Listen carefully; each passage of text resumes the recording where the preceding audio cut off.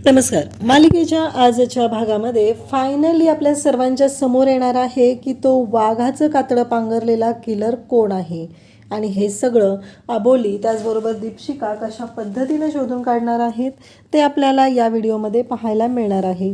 इकडे अबोली त्या वाघाबरोबर लढत असते. तिच्या हातामध्ये जो रॉड असतो त्याने त्या वाघावरती ती हल्ला करत असते, त्याला मारत असते आणि त्याचवेळी दरवाजा वाजलेला आवाज ऐकू येतो. अबोलीला प्रश्न पडलेला असतो की या वाघाच्या तावडीतून सुटायचं कसं, आणि त्यावेळेसच दरवाजा वाजलेला आवाज येतो आणि तो वाघ आणि अबोली दोघंही शांत होतात. अचानक कोण आलेला आहे हा मोठा प्रश्न समोर उभा राहिलेला असतो. कारण कोण आलेला आहे, कसं काय आलेला आहे हा प्रश्न पुढे असतो आणि दरवाजा वाजवलाच जात असतो. इकडे मनवा बाहेरून दरवाजा वाजवत असते आणि अबोली आणि तो वाघ दोघंही पाहत असतात. मग तो वाघ तो दरवाजा उघडण्यासाठी जायला निघतो आणि वाघ दरवाजा उघडतो तेव्हा मात्र मनवाच्या पायाखालची जमीन सरकते. तिला जाम भीती वाटू लागते, कारण हे सगळं काय झालेलं आहे. अचानक वाघाने दरवाजा उघडला आणि तोपर्यंत अबोली त्या खिडकीतून उडी मारून बाहेर आलेली असते आणि ती क्रिशला फोन लावू लागते. ती क्रिशला फोन करत असते आणि त्याचबरोबर इकडे क्रिशला ती सांगते की लवकरात लवकर क्रिश, मी तुला एक लोकेशन पाठवत आहे, त्या लोकेशनला तू ये, कारण काहीही झालं तरी मी तिथं खूप मोठ्या अडचणीत आहे, तिथे वाघ आहे. तेव्हा क्रिश म्हणतो की सॉरी अबोली, मी तिथे येऊ शकत नाही, मी बाहेर आहे. मी मनवाला हे सगळं सांगितलेलं आहे आणि मनवा तिकडं आलेली आहे. म्हणजे अबोली म्हणते ती मगाशी दरवाजा वाजवत होती ती मनवा होती. अबोलीला खूप मोठा धक्का बसतो. अबोली म्हणते कसं शक्य आहे, आणि अबोली म्हणते थांब थांब क्रिश, ठेव फोन, तू मला अर्जंट गेलं पाहिजे. असं म्हणत अबोली आता तिकडे मनवाला शोधायला जाऊ लागते आणि पाहते तर काय, त्या वाघाने मनवाला पकडलेलं असतं आणि मनवाला तो वाघ मारत असतो. वाघाने मनवाला बेशुद्ध केलेलं असतं आणि मनवा बेशुद्ध होऊन तिथे पडलेली असते. अबोली येते, मनवाचा शोध घेऊ लागते, तर एका कोपऱ्यामध्ये तिला मनवा दिसत असते. बाकीचे गुंडही तिथे पडलेले असतात आणि अबोली मनवाला उठवू लागते. मनवा उठ, तू उठ, मनवा उठ, असं म्हणत अबोली मनवाला उठवत असते. तिला शुद्धीवर आणण्याचा प्रयत्न करत असते. मनवा जागी होते. तेव्हा अबोली म्हणते की काय झालं, तू इथं कशी आलीस आणि हे सगळं काय आहे. तेव्हा ती म्हणते की अगं त्या वाघाने मला पकडलं आणि त्यानंतर मी बेशुद्ध झालेली आहे, असं ती अबोलीला सांगू लागते. तेव्हा अबोली म्हणत असते हे सगळं काय घडलेलं आहे आणि त्याच वेळेस तिथे दीपशिकाला घेऊन आता स्वराज पोहोचलेला असतो आणि तो सांगत असतो की तो वाघ इथेच होता आणि स्वराज आणि दीपशिका दोघंही तिथं आलेले असतात. ते गुंड तिथं पडलेले असतात, ते मेलेले असतात आणि सगळ्यांनाच खूप मोठा धक्का बसलेला असतो. सगळेजण पाहत असतात, कारण हे सगळं जे असतं ते इतकं भयानक असं असतं की त्याचा विचारही कोणी करू शकत नाही. तेव्हा तो स्वराज म्हणत असतो की हो मॅडम, इथेच होता तो वाघ, असं तो सांगत असतो. पण तरीही इकडे दीपशिका ऐकायला तयार नसते. दीपशिका म्हणत असते काय पण काय बोलत असतोस रे तू प्रत्येक वेळेस, म्हणजे मला सांग इथे कुठे तुला वाघ दिसतोय, आणि बरं वाघ इथे होता तर तो गेला कुठे ते पण सांग मला, असं दीपशिका त्याला विचारत असते. तो म्हणत असतो हो मॅडम, बघितलं ना, ह्या सगळ्या गुंडांना मारलेलं आहे आणि मला एक कळत नाही आहे की ही अबोली प्रत्येक वेळेस इथं कशी असते रे, पायात भिंगरी बांधल्यासारखी ती इथंच आलेली आहे, असं ती विचारत असते. तेव्हा अबोली म्हणत असते की मी काही स्वतःहून इथं आलेली नव्हती, मला त्या वाघाने आणलं होतं, हे अबोली स्पष्टपणे तिथं दीपशिकाला सांगते आणि दीपशिकाला म्हणू लागते की एक गोष्ट लक्षात ठेव, कारण मी काही इथं स्वतःहून आलेली नव्हती, त्या वाघाने आणलेलं होतं आणि मला शोधत मनवा इथं पोचलेली होती, कारण तिला लोकेशन मिळालेलं होतं, हे लोकेशन तिला कळलेलं होतं, म्हणून ती मनवा इकडे आलेली होती. ही गोष्ट ऐकल्यानंतर खरं तर खूप मोठा धक्का बसलेला असतो तो दीपशिकाला. पण दीपशिकाला मात्र ऐकून घ्यायचं नसतं, तिला फक्त कांगावा करायची सवय असते आणि त्याच पद्धतीने तिच्या गोष्टी चाललेल्या असतात. दीपशिका म्हणत असते मला एक कळत नाही आहे, तुम्ही वाघाच्या कोण आहात, प्रत्येक वेळेस वाघ तुम्हाला दोघींना कसं काय सोडतोय, म्हणजे तुम्हाला तो मारत नाही आहे. आता काल पण बघा, तुम्ही विचार करा, तुम्ही सगळेजण तिथं होता पण वाघाने मारलं नाही आहे, म्हणजे हे अबोलीसारखं मला एक कळतच नाही आहे. आणि तुला माहिती आहे का अबोली, वाघ तुलाच का पकडतो प्रत्येक वेळेस, अगं तो वाघ आहे ना तुझ्या प्रेमात पडलाय, असं दीपशिका सांगत असते. आणि तेव्हा मात्र अबोली म्हणत असते की बाद झालं, काय पण काय बोलत असतेस ग तू, असं म्हणत अबोली इकडे दीपशिकाला बोलत असते. तिला म्हणत असते की बाद झालं. तेव्हा स्वराज आणि अबोली सर्वजण तिथं असतात आणि मग अबोली हे सगळं बोलत असते आणि तेव्हा दीपशिका म्हणत असते, मला ना कळतच नाही आहे की तुमचा नक्की प्रॉब्लेम काय आहे.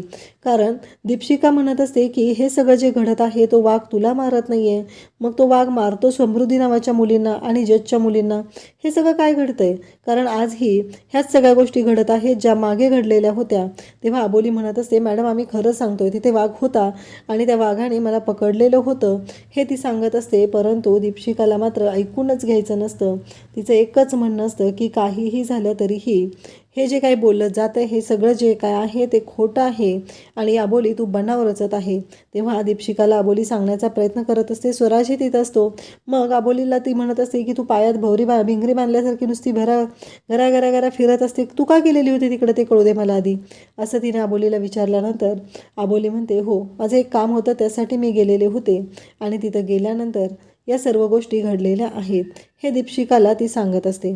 त्याचवेळी अबोली म्हणत असते की मला त्या माणसांनी तिथे नेलेलं होतं, मला किडनॅप केलेलं होतं.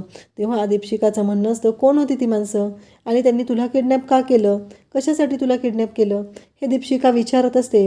आणि तेव्हा मात्र इकडे अबोली म्हणत असते, मला नाही माहिती. तिथे स्वराज असतो, स्वराजने किडनॅप केलेलं असतं, तरीही अबोली स्वराजचं नाव सांगत नाही. इकडे आपल्याला पाहायला मिळतं की रिक्षामध्ये आता एक जण असतं आणि रिक्षाचा ड्रायव्हर तिथे येतो आणि पाहू लागतो. तो म्हणतो की हे का सगळं काय झालं, आता धंद्याच्या टायमाला हा वांदा का होऊन बसलेला आहे, कोण आहेत ह्या मॅडम, ह्या माझ्या रिक्षात येऊन का बसलेले आहेत आणि ही तर बेशुद्ध वाटते, गचकली बिचकली नाही ना, हिला पहिलं दवाखान्यात न्यावं लागेल, असं त्याने विचार केलेला असतो. आणि तो रिक्षा ड्रायव्हर म्हणतो की आता मला रिक्षा पहिली दवाखान्यात नेली पाहिजे, नक्की काय झालेलं आहे ते कळलं पाहिजे. कारण तो तिला उठवण्याचा प्रयत्न करत असतो. पण शिवांगी काही उठत नसते कारण त्या रिक्षामध्ये शिवांगी असते.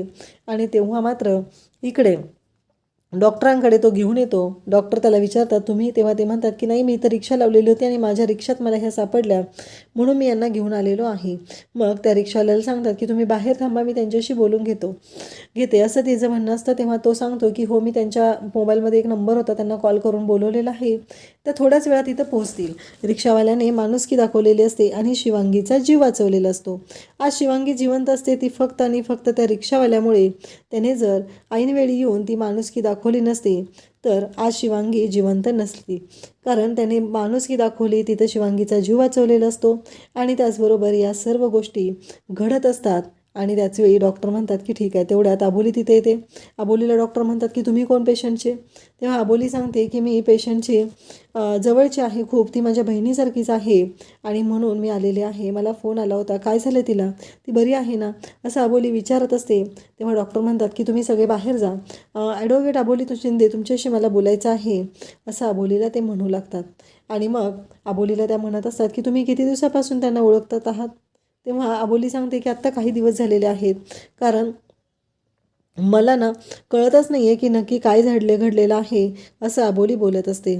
आणि अबोलीचं असं म्हणणं असतं की डॉक्टर नक्की काय झालेलं आहे.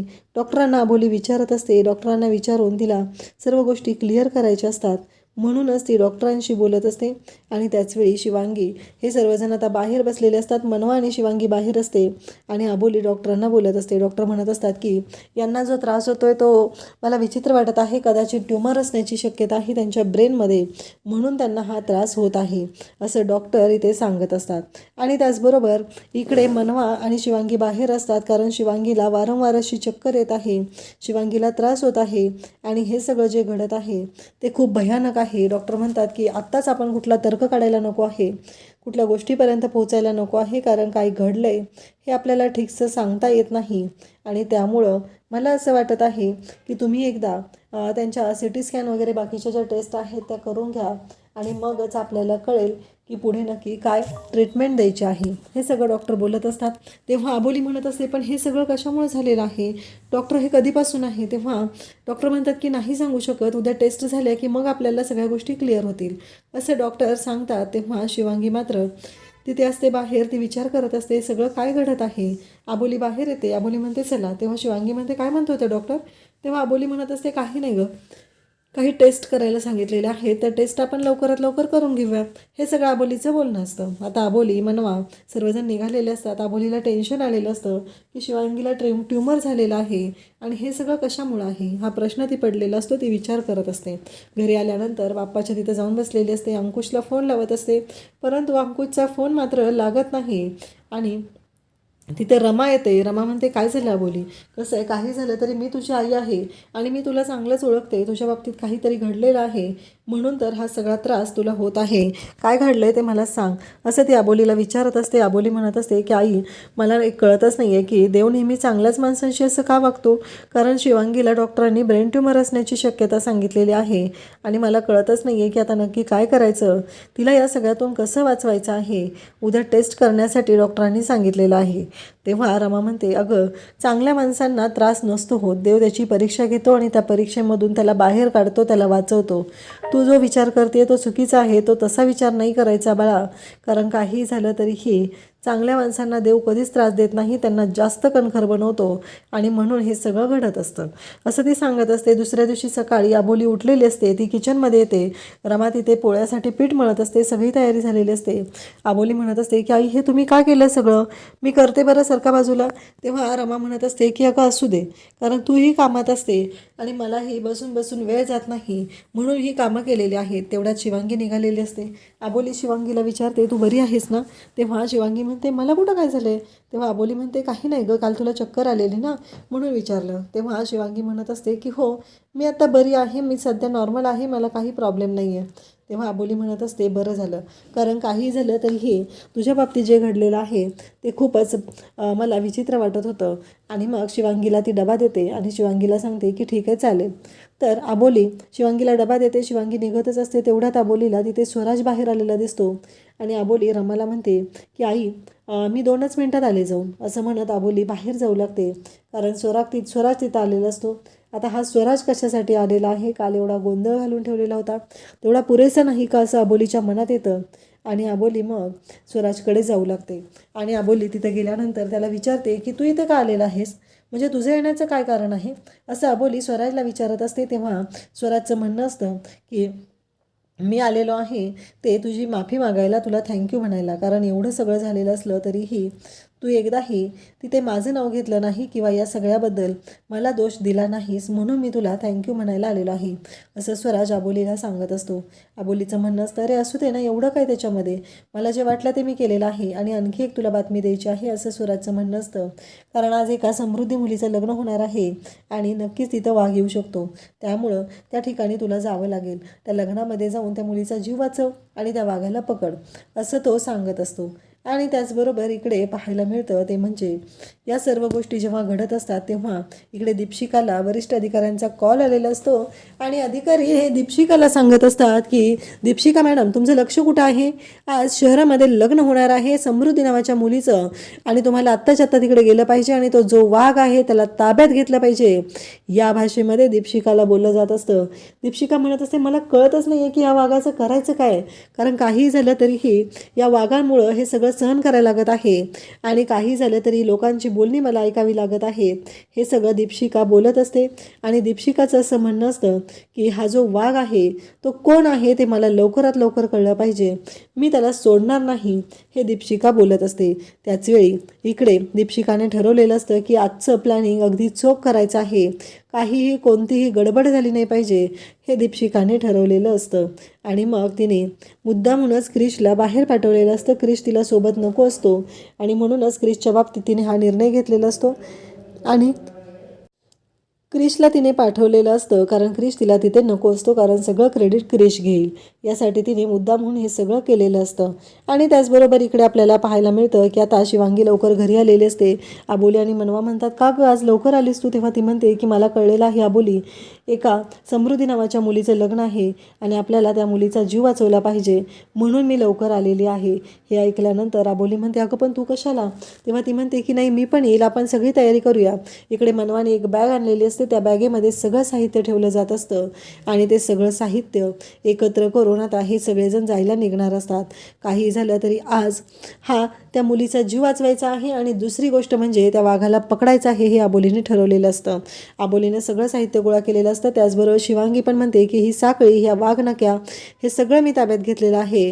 आणि त्याचबरोबर आबोलीनेही काही साहित्य आणलेलं असतं, कासरा आणलेला असतो, तो वाघाला त्या बांधता आलं पाहिजे, त्याला पकडता आलं पाहिजे, या सगळी तयारी केलेली असते. आणि आबोली म्हणते की हे 2 इंजेक्शन, हे इंजेक्शन खूप महत्त्वाचे आहे. जसा जसा वाघ आपल्या जवळ येईल तसं आपण त्याला ते इंजेक्शन द्यायचं आणि त्याला बेशुद्ध पाडायचं आहे. आणि एकदा का तो वाघ बेशुद्ध पडला की मग त्याला आपल्याला ताब्यात घेणं सोपं जाणार आहे. त्यासाठी मी हे इंजेक्शन्स घेतलेले आहेत. ही सगळी तयारी आबोलीने जोरदार केलेली असते. आज काही झालं तरी वाघाला सोडायचं नाही हे आबोलीनं पक्क केलेलं असतं आणि आबोली त्याच तयारीमध्ये असते. इकडे आता सगळेजण तिथं असतात. मनवा, शिवांगी आणि आबोली त्यांच्या कामगिरीवर निघालेले असतात. काहीही झालं तरीही आज वाघाला सोडायचं नाही, ही कामगिरी पक्की करायची आहे हे ठरवलेलं असतं. आणि त्याचबरोबर इकडे आपल्याला पाहायला मिळतं की आबोली म्हणत असते की आज त्या मुलीचाही जीव वाचला पाहिजे, तिलाही वाचवायचं आहे आणि ह्या वाघालाही पकडायचं आहे. या 2 गोष्टी आज आपल्याला पक्क्या करायच्या आहेत हे आबोलीने ठरवलेलं असतं. आबोली, शिवांगी, मनवा यांनी फुल प्रूफ प्लॅन केलेला आहे. त्याचबरोबर इकडे दीपशिकाचाही प्लॅन चालू आहे. दीपशिकालाही वरिष्ठांकडून ऑर्डर आलेले आहेत. काही झालं तरी त्या मुलीचा जीव वाचला पाहिजे हे दीपशिकालाही समजलेलं आहे. त्यावेळेस आबोली म्हणते की मनवा, क्रिशला कॉल कर आणि क्रिशला सांग की आपल्याला तिथे जायचं आहे आणि क्रिश आपल्यासोबत असेल तर बरं पडेल. असं म्हटल्याबरोबर मनवा सांगते की नाही आबोली, अगं वहिनी, तिथं क्रिश येऊ शकणार नाही, कारण क्रिशला दीपशिकाने शहराच्या बाहेर ड्युटीवरती पाठवलेलं आहे आणि त्यामुळं क्रिश आपल्यासोबत येणार नाही. आबोली म्हणते म्हणजे ही दीपशिका हे सगळं मुद्दामच करत आहे, हे सगळं तिचं जाणून बुजून वागणं सुरू आहे, कारण तिला काहीही करून आपल्याला इथे मदत तर करायची नाहीच. आणि मग आबोलीला राग येतो. आबोली डायरेक्ट पोलीस स्टेशनमध्ये येते. इकडे दीपशिकाने फुल प्लॅन केलेलं असतं आणि तिनेही सगळी तिची टीम सज्ज ठेवलेली आहे. कोणत्या गेटला कोणी थांबायचं आहे, कोणी आत जायचं आहे, कोणी बाहेर जायचं आहे, या सर्व गोष्टी तिनेही ठरवलेल्या आहेत आणि तशा पद्धतीने तिने सगळ्यांना इन्स्ट्रक्शनही देत आहे. आणि दीपशिकानेही सगळ्या गोष्टी आता सांगितलेल्या आहेत. आबोली तिथे येते आणि आबोली म्हणते तू का केलेस असं? आता खरं तर त्या मंडपामध्ये क्रिशने जाणं गरजेचं आहे, तिथे क्रिश असणं गरजेचं आहे आणि नेमकं तू क्रिशला पाठवून दिलेलं आहे. हे सगळं करून तू कसला सूड घेतेस आमच्यावरती, असं आबोली तिला विचारत असते. तेव्हा ती म्हणत असते की मी सूड वगैरे काही घेत नाही आहे, कारण मला जे योग्य वाटत आहे ते मी करत आहे.